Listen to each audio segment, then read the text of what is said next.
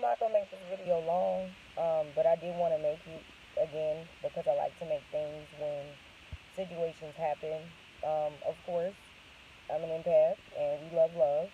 So I recently was talking to an individual and they portrayed themselves as a good person. They verbatim said to me, I'm a good person. Um, and that's something that normal people don't say.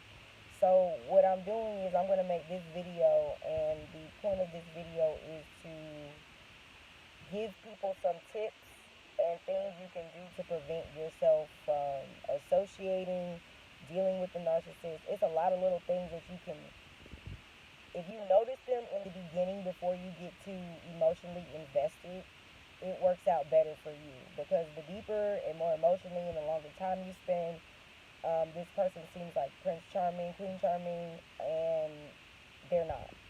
They're a spawn of Satan. They have no intent to be better. They don't want to do better. And they have no intent of doing anything for you. It's all about them. It's all about how they feel, what their mood is, and what their intent or plan, and basically what they can get out of you. So before we get started, if this is your first time on my channel, my name is Ariahsavage. I have my own podcast called Can't Make This Shit Up. I will be podcasting about this as well on there. It streams on all major platforms. I do also have my own lingerie line, which is called Ariah's Lingerie or Ariah's Intimates. The website is up. It's still in the works, but definitely check that out. But before we get into things to look out for when you think, not even that, we're going to do things to look out when you're dating. Because if you find these things out in a person, you're going to know that they're a narcissist based on what I'm telling you. Okay, so rule number one, and this goes for, I'm talking about females dating males. Now, it could be the same situation with the male, with the female, but I haven't experienced that with females. Not to say that it wouldn't be, but I'm speaking from a female dating a male perspective. And I realize that a lot of women are dating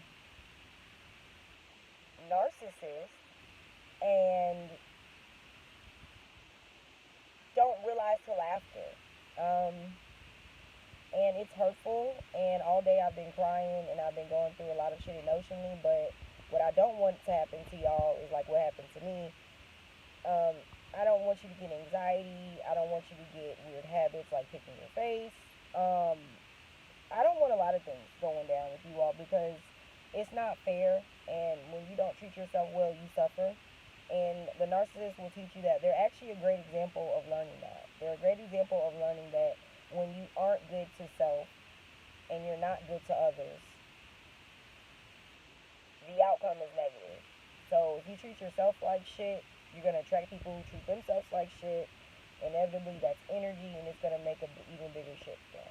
So, with that being said, let's get to my tips or red flags, whatever you want to call it, from, dating a narcissist. Tip number one, if this person, we're saying males here, if this male has a fucked up relationship with their mom.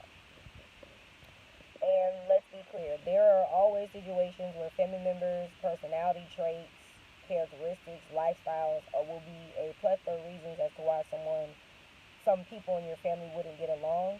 But there's a distinctive thing between a narcissistic son and his mom. For one, he's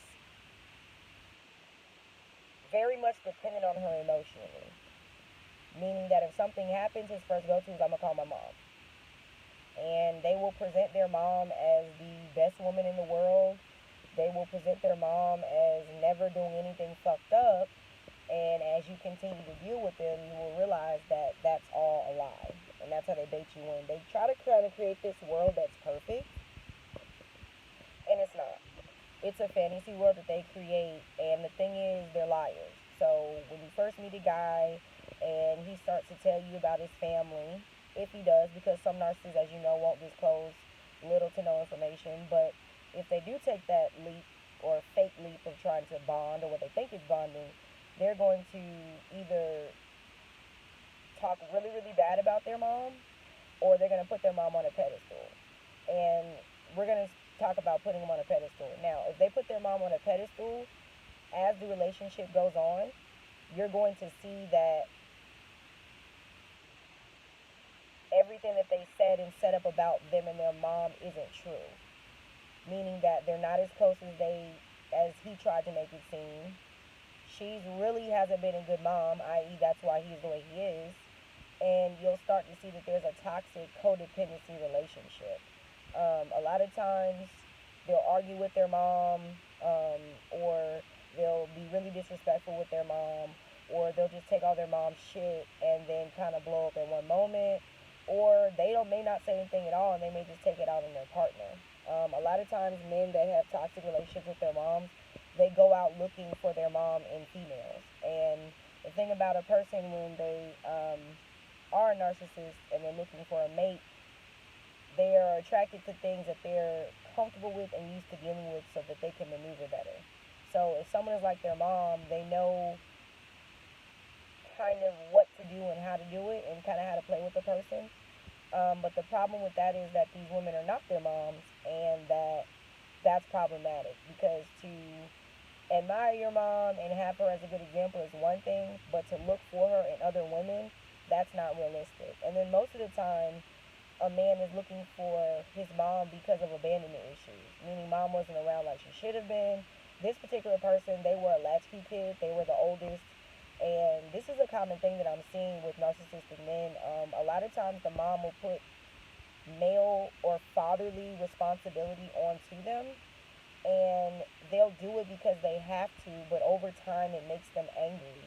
And it's kind of traumatizing for a child to have to not be a child and to have to do like things like cooking, cleaning, washing clothes, babysitting, and they don't have time or opportunity to kind of be with themselves. That's one of the most major key things that I've noticed. If you do this for me, when you talk to a guy, get to know his background. See where he's came from. Meaning, is he a person that is family oriented? Do him and his family seem close? If they are close, is it a healthy close? Not the close where they're there for you when someone's in your business or some drama goes down, but close to where they can talk to them, etc. Now, mind you, this person painted a picture of his family being super tight, super close. He didn't even go into anything specifically. He just said, they're super close, super tight, and that, they've had their bumps in the road, but they've gotten over for the most part. All right, nothing weird there, so I didn't really much think about it. And as I got to know this person, I realized that he was really, really not living in reality as far as his mom. He would tell me things like, my mom's my twin. We're just alike, etc. Now, when you have a narcissistic parent, they will do that. They will repeat and say, you're just like me. You remind me so much of me. I used to do that. Little things like that is not okay because it's brainwashing, and your child is never you. They're a piece of you because of genetics, but to say that a child is like you or similarities is fine, but it's not okay when you overdo it and try to force the child to be in this mode that they are not naturally. A great example of that is Paris Hilton. I don't know if you all watched her her documentary, and that's pretty much what happened to her. She was in a very traumatic situation. Clearly, it caused her to be narcissistic, and it made her, in the adverse, gain control in all aspects to where she has so much money she can do what she wants to do, but she didn't deal with her mental health, but she's doing it now, so she's unhappy. Her mother forced a perception and an attitude and characteristics on her to make her be something she's not. And this is what a narcissist does. They set up a box for you and throw in a bunch of shit. And within that box of shit, you don't have any say as to what goes in the box. They do. Once they figure out your box and how they want you to be, they seal that bitch up and throw it to the side. And if you're not anything within that box, they're not having it. This individual, as time progressed, let me tell y'all what he did. He wasn't in the state that I'm in. He was in a whole other state, and he would talk to me at work. Mind you, I worked delivering shit, so I was at work for like 8 hours. Talk to me at work. If I had a problem, he would talk to me about my problems. He would tell me he's a good guy. How he's gonna always be there for me, and just really being attentive. And I was like, wow, this is really a good person. And I thought it was a little weird at first when he said to me that he was a good person, but I was like, maybe that's just his thing. I don't know, but that's something to look at as well. So the first thing is, if they have a toxic relationship with their mom, don't even attempt to do it, because you will then replace mom, and any issues he has with mom, they will trickle onto you, and then you will become the enemy. You will become the physical manifested representation of his mother for him, because what he's doing is looking for traits and attributes that are like his mom, but he can't handle them.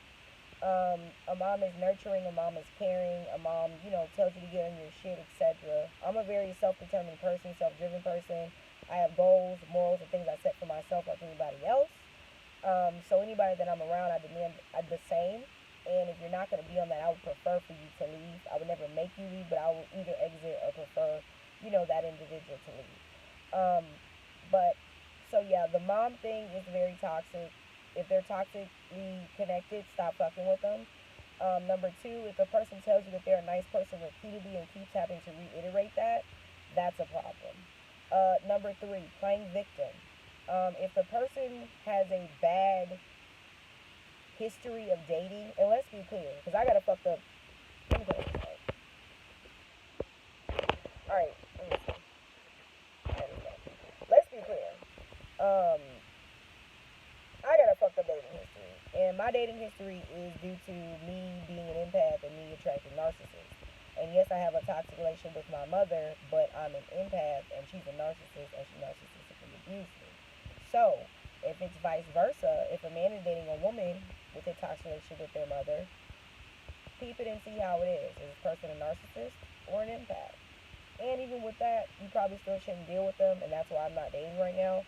Because mentally, that does a lot to a person. And to deal with someone with that much mental and emotional trauma is a lot. And I'm realizing that with dealing with narcissists and having to go through this shit by myself.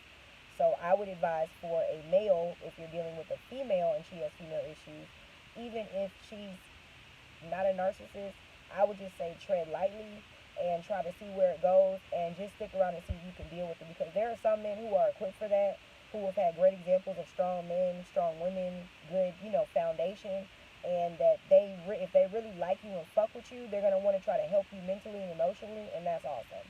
So that's not what I'm saying. What I'm saying is, if the person always is victim in any aspect, every relationship, they were the good person, and everyone just fucked them over, they're very sketchy about... narcissists never give details. They don't give details because they're not in their reality that they create. So for a narcissist to tell you a story, it's probably going to go like, yeah, I dated so-and-so. How long? Oh, it was such and such time. What happened? Oh, she broke up with me, or he broke up with me. Why? Oh, well, they did this, that, and the third. And when in a relationship, it's two people. So if a normal person that is healthy and that wants to move on and wants to get better and wants to progress, they're going to admit to what they did too, because we all can be assholes. Let's be clear. All of us can be assholes. We're in this fucking world with a bunch of people with different shit going on. So at the end of the day, it's easier understood that people are less reluctant about dealing with people that are assholes. But if you can deal with an honest asshole, that's different. Playing victim is not honest. Playing victim is making yourself out to be the person who was always done wrong. You can never get a break in life. And just victimizing themselves. If they're wrong in a situation, they're going to turn to you and be like, well, I know I did this, but you did that. It's never their fault. They're always a victim. The fourth thing I want to say is instability.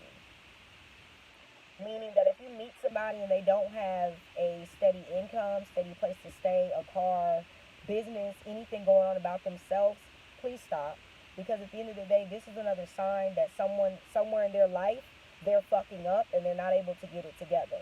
Now, it's, COVID or whatever the fuck is going on, And people are in situations and they're not able to move and maneuver how they would like. I understand that, but in this fucking economy, you gotta get fucking creative, because if you're not creative, what will happen is you will sink. Either you're gonna sink or swim, because that's what life is. It's about surviving. As I make this video, I'm saying that, but today I felt like I was being tried. And when I say tried, I feel like being tried by a negative entity, because I'm in a place, and that's another thing I'm gonna get into in a minute. Spirituality is the fifth thing. Let me just go into that, because I think I said enough about the victim thing. Spirituality. If a person is not spiritually where you are at, stop fucking with them. And when I say that, I mean they don't have to be in the same religious aspect you are, because we're all different, and not everyone thinks the same way to their God, universe, Jah, higher power, Buddha, whatever. Jesus, whatever. At the end of the day, that's your business. But if the person does not have some type of positive faith, some type of, not even, if they don't mention anything about spirituality, stop talking to them, because that is not a human. You're fucking with a demon. Only people who are of a demonic state and of a demonic way of life and being are people who are not spiritual. And that's in any aspect. And I'm not talking about those people who go to church on Sunday and you do all this bullshit 6 days a week. No, I'm talking about someone who has a personal relationship with their higher power and is able to see it in all aspects of what they do. Now, with this particular person, I see numbers like 111, quadruple 4, triple 4, triple 3, triple 2, triple 1, and triple 5. I see these shits on a daily. If you don't know what any of those numbers are, look them up. They're fucking awesome. So the more that I was around this person, I kept seeing these numbers, and I was telling them, and I screenshot every time I see him or take a picture. And I noticed that when I would tell him, at first his response was like, oh yeah, that's what's up, and then it started to get like kind of mediocre, and then it ended up getting like nothing. So I noticed that, and the other day I was downtown and I was doing dropping off a delivery, and this guy approached us and he was saying, you know, he just wanted to talk to us, and I was like, okay, cool, I'm hear what you got to say. This guy went into, I have a light around me, I'm a protector, and all this other like really crazy shit that the universe wanted me to hear. But at the end of the day, I realized that my response and his response to it was completely different. When we got in the car, he didn't say anything about it. I was like, damn, that's crazy. He didn't say nothing about it. And keep in mind, as the situationship went on, I realized that he was in fact a narcissist. And I did also realize that me trying to help him or be better was not only doing anything for myself, because it wasn't, it was helping him. And the one thing about these people, and this is why I say it's spiritual, is that I felt like in the duration of me being around him physically, he was draining me. Like when this person was around, I was always like, I was mentally, and I guess you could say physically tired. Like I've been at the gym all day, and I couldn't understand why. And the more and more I got to know them and it progressed, I realized the reason why I feel drained is because this is a low frequency, a negative force of demonic energy trying to fuck with you. And demonic energy is very strong, just like positive energy is strong. Universe, God energy is strong. They're both forces. And if you're not careful, you can succumb to it and become weak. And you can also become a person that becomes consumed in so much negativity, you feel like you're losing your fucking mind. Today, guys, I was shaking, felt like I had a panic attack and all this other shit. This individual spiritually has never been where I'm at, and I should have noticed that instead of trying to see what I wanted to see. And when I say that, I mean I wanted for the things that he was saying to me to be true, but I look for what people do, not what they say. So when I looked for that, I noticed that not only was he not able to keep up with what he was saying, he wasn't doing it consistently. And that brings me to my next point. Consistency is key. If the person is not consistent, stop fucking with them, because that is something that they're going to keep doing. It's funny, they can be consistent with not being consistent. Oh, that's funny. They can be consistent with being consistent. That's funny. I'm sorry. That's fucking nerd shit. That's funny as hell.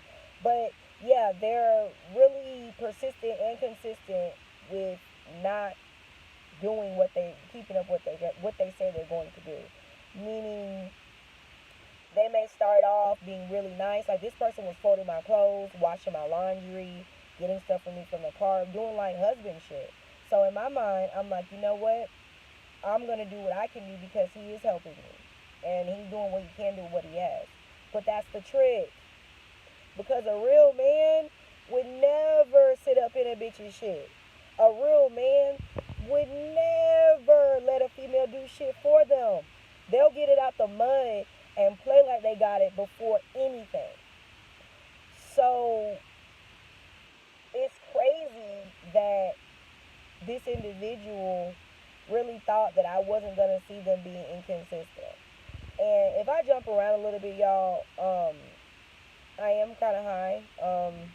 It helps with the anxiety, but I'm just trying to keep up with what I'm talking about. But yeah, consistency is the thing, and if you're not consistent, fuck it. Bitch, nigga, stop fucking with them. It's very simple. I'm not gonna sugarcoat this. I'm not gonna make this sound nothing like it's not what it ain't. If the nigga's not consistent, stop fucking with him. If the bitch is not consistent, stop fucking with her. It's very simple, because at the end of the day, guess what? You're gonna be the one to suffer. As empaths and people that feel because they don't feel, we have to stop setting ourselves up for failure. Meaning that you can't expect for you to get something out of someone that was never there. I mean, you can't get no water from no stone. And that's real shit. You can't expect for a person to fuck with you in a certain aspect or a certain way when you don't fuck with yourself that much. And I say that because I'm an empath, and it's times where I think I'm making progress, but in all actuality, the progress that I'm thinking that I'm making is not actually being made, for the simple fact of it being that I still find myself being attracted to narcissists. Now, I was unaware a couple months ago, maybe like, yeah, a couple months ago, that there are two types of narcissists. Well, no, I only thought that there was one. I thought there was just the grandiose type. Grandiose are the ones who are out with it. A lot of them be CEOs, bosses, rappers, athletes. They get in positions of power where they can kind of do what they want to do, celebrities, and it allows them to live out their fantasy and controlling their world the way they want to. You know, they say celebrities kind of live in their own world and they think that they can do whatever they want to do. It's because they do, and they do what they want to do because people allow it. There are some people who are weak or who want clout or, you know, this, that, and the third, and they will deal with things of that nature because of the type of person that they are. Meaning the person has created a reality, and that is the reality that they're in, and you have no choice but to be in it or get lost. Now, the ones that I'm coming into contact with now are the covert ones. A covert narcissist is a little bit more sneaky. They will do things that are nice. They will treat you well. But the trick is, if they feel that you're not, if they feel that you're not,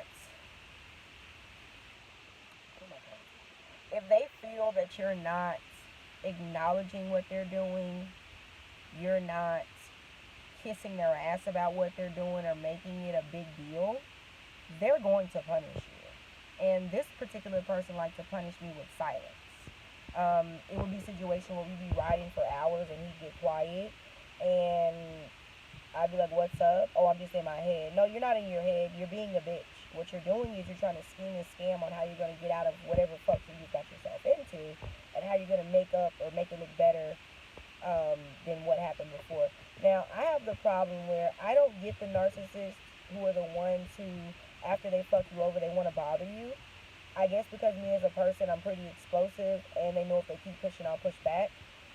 I think that's probably the reason, but I don't get the hovering or stalking problems. I normally have it to where I'm the one blowing their shit up because I'm pissed off, and I'm pissed off because I feel like no one is recognizing what they've done. But that's a trick with them. You're going to never get the closure. You're going to never get them to recognize any of what they do because they don't see a problem. They do what they do and keep it moving and go to see the next step. This particular person is a covert narcissist, and like I said, he did everything for me. And I'm going to tell y'all the story. So I met him online, like I was telling you, talked to him for a while. He ended up moving up here. I drove 11 hours because I was going to see my daughter. So I just picked him up on the way, but it's still a long time to go. I drove to get him. He drove the rest of the way, which was fine. Um, Couple things I noticed about him. Hygiene was a big thing. He wasn't really dressed like he gave a fuck. And to me, presentation is everything. So if I meet you for the first time and you're looking like you don't care, that's setting the tone for the rest of, the situation of me knowing you. So pretty much that was a red flag. Hygiene, that's something else. If the person is not clean, that's normally a sign. I read somewhere about in something about psychology that you cannot trust an unclean person. This individual acted like he was clean around me, but he was messy because like, he constantly had to tell him to pick up his shit. And what they'll do, they'll try to be on your programming and try to do everything possible to not piss you off. But what you don't realize is that, well, I saw it, and I'm going to be honest with y'all, I was kind of pushing it because I knew he was a narcissist towards the end. And I really wanted to see how long it was going to take before he, like, really, you know, like showed me who he was. And that's dangerous because I suffered from it today. And I say dangerous not in a physical sense, but physical and mental and emotional. And now that I'm talking to you all and, YouTubing it out, it's actually making it better for me. But I don't advise that. But I'm into psychology and I'm fucking weird. So I wanted to see how far he could possibly go.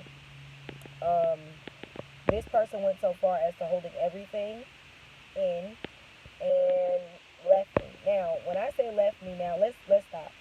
It's a lot of things that people do, and I'm laughing now because the moment has happened. And a lot of times you have to not bask in things that are negative. You have to just really go with the shit. If some shit is not how it is, it's not supposed to be that way. And at the end of the day, it wasn't meant. And I have to take that pill and swallow it and stop trying to convince myself anything otherwise. The person also, like I said, wasn't clean. Like, it wasn't like one clean breath was just stank. And I saw toothpaste he was using. I was like, okay, well, this is probably why. So, as time progressed, he didn't have a phone when I first met him. I let him use my phone. This man got a job on my phone. When I was at work, I allowed him to use the card to go look for jobs. So I thought. And he basically got a job. Mind you, the plan was for him to move here, get his shit together, and then, be on his way. By no means did I want a romantic relationship with this person, but I felt like we had some type of connection. So I at least wanted to explore it and see, like, what it was. And the connection was, I'm a fucking empath. He's a narcissist. Good night. Nothing else that I can talk about. So, long story short, he basically, acted like this really nice, docile guy, easy spoken, not a lot in his mind. He's a Pisces. So I automatically thought it was clicking because I get along really well with Pisces. Let's be clear, healthy Pisces, not toxic ones. So I allowed myself to